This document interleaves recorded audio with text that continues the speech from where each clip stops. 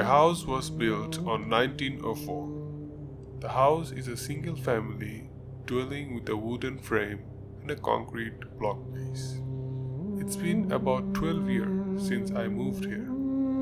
My family and I have seen or heard a lot of strange things in this house. But this is my favorite. My brother had this happen to him.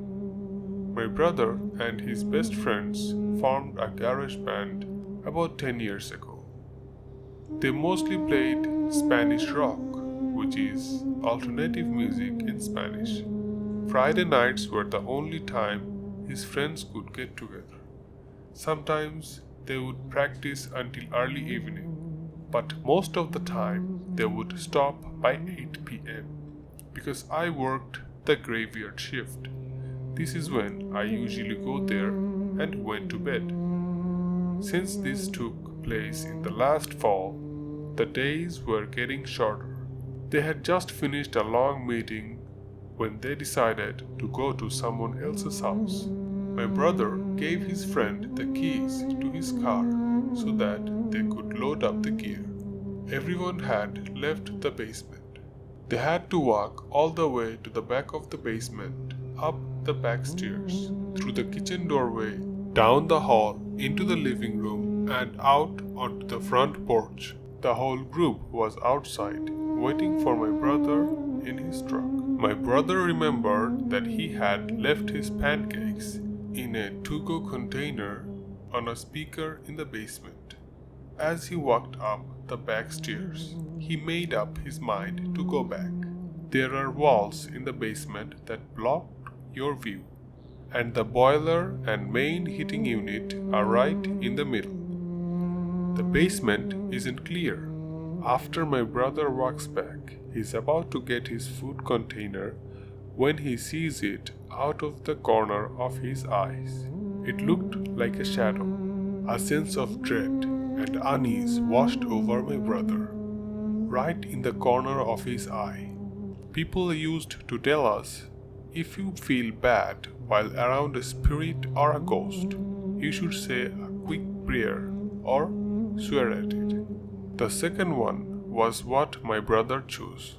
He basically said, I don't have time for this shit. My brother quickly walked to the back of the basement and up the stairs, turning off the lights and closing doors as he went.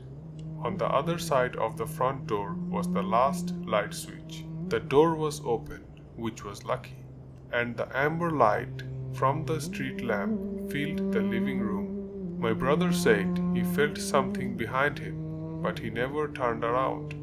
The living room and the rest of the house went dark as he turned off the last light.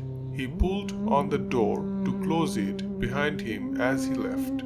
With one hand still on his food container, he jogged down the porch step and toward the front gate. Our house is set back from the main street and has a big front yard, but no garage in the back. As he got closer to the truck carrying his container, he smiled and thought about what had happened. He was mad at himself for getting scared for no reason. He put on his seatbelt, got into the driver's side of the truck, and was about to pull out of the spot right in front of the house, when a friend asked, "Hey, wait, what about your brother?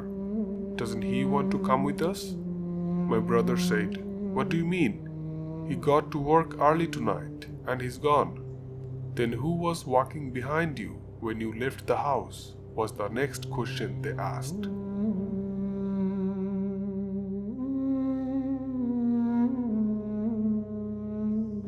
I had my bed in my dorm room. I was by myself when I woke up in the middle of the night and couldn't move.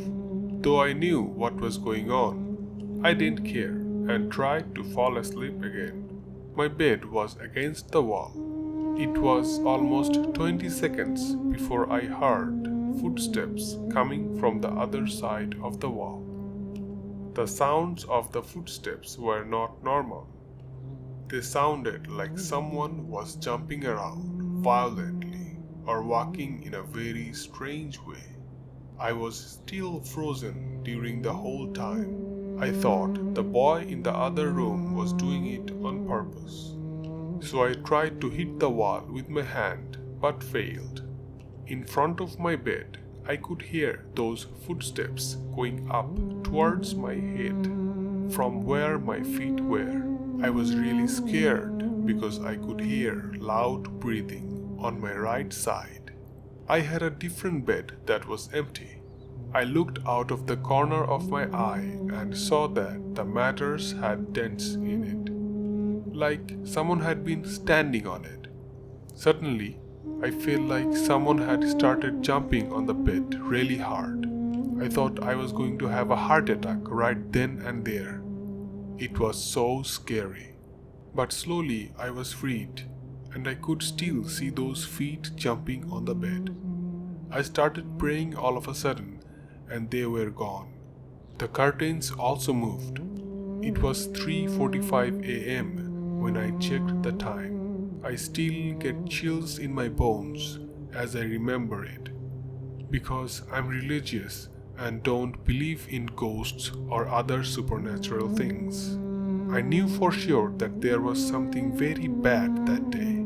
All the time I could feel the negative vibes around me. I've never felt that in my whole life.